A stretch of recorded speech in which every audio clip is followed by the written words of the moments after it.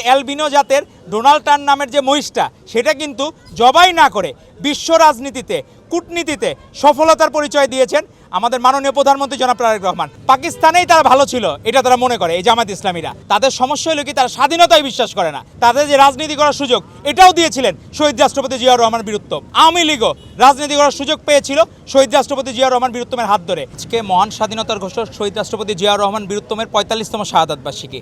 আজকের দিনে আমরা জাতির বীর সন্তানকে আমরা হারিয়ে ফেলেছিলাম। আজকে আমাদের জন্য অত্যন্ত কষ্টের দিন, বেদনার দিন। তারপর আমরা দেখলাম অনেকে ঐক্যের কথা বলে। আমাদের মাননীয় প্রধানমন্ত্রী জনাব তারেক রহমান 12ই ফেব্রুয়ারি ইলেকশনে বিজয়ী হওয়ার পরেও উনি বিজিত যারা তাদের বাসায় গিয়েছিলেন। কিন্তু আজকে দেখলাম যে আমরা এই মহান স্বাধীনতার ঘোষকের কবরস্থানে শাহাদাত বার্ষিকীতেও আমাদের রাজনৈতিক যারা বন্ধুরা অনেক বড় বড় কথা বলে, এরা আসে না। তাদের সমস্যা হলো কি, তারা স্বাধীনতায় বিশ্বাস করে না।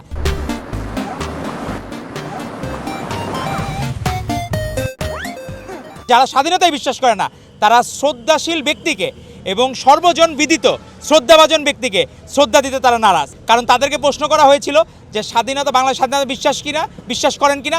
তারা এখনো পর্যন্ত সঠিক উত্তর দেয় নাই যে বাংলাদেশ স্বাধীনতা তারা বিশ্বাস করে কিনা। তারা বলছে জনগণ চাইলে ক্ষমা চাবে। জনগণ তো চায় আপনারা ক্ষমা চান, কিন্তু জামায়াত ইসলামী এবং তাদের বর্তমান ছোট্ট বন্ধুরা যারা অনেকে নীতি কথা বলে, পাণ্ডিত্যের কথা বলে, ম্যাডামকে আফল করে, জিয়াউর রহমানকে নিয়ে ভালো কথা বলে, কিন্তু তারা যখন শ্রদ্ধা জানানোর বিষয় আছে তখন তারা কার্পণ্য করে। কারণ তারা মনে করে পাকিস্তানেই তারা ভালো ছিল, এটা তারা মনে করে এই জামাত ইসলামীরা। তো এই জন্যই সমস্যা। তো স্বাধীন বাংলাদেশে তাদের যে রাজনীতি করার সুযোগ এটাও দিয়েছিলেন শহীদ রাষ্ট্রপতি জিয়াউর রহমান বীরুত্তম। শুধু জামায়াত ইসলামী না, আওয়ামী লীগও রাজনীতি করার সুযোগ পেয়েছিল শহীদ রাষ্ট্রপতি জিয়াউর রহমান বীরুত্তমের হাত ধরে।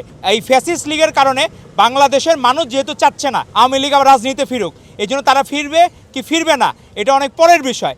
এবং বাংলাদেশের মানুষ যতদিন মনে করবে তারা নিষিদ্ধ থাকবে, তারা ততদিন নিষিদ্ধ থাকবে। যদি কখনো তারা মনে করে সেটা পরবর্তী চিন্তার বিষয়। কিন্তু আজকে আমরা মালয়েশিয়া হইতে পারতাম, কারণ শহীদ রাষ্ট্রপতি জিয়াউর রহমান বীরুত্তমের পরিকল্পনাগুলো মাহাথির মোহাম্মদ মালয়েশিয়াতে ইমপ্লিমেন্ট করে উনি মালয়েশিয়াকে অনেক উন্নত রাষ্ট্রে পরিণত করেছেন, কিন্তু আমরা পারি নাই। আর আপনারা যদি কূটনীতির কথা বলেন, আজকে আমরা দেখলাম আমাদের মাননীয় প্রধানমন্ত্রী তারেক রহমান জাতীয় এবং বিশ্ব কূটনীতিতে সফল হয়েছেন।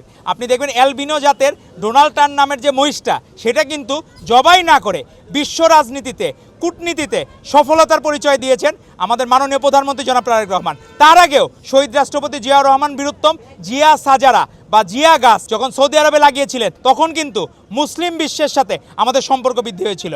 আমাদের মাননীয় প্রধানমন্ত্রী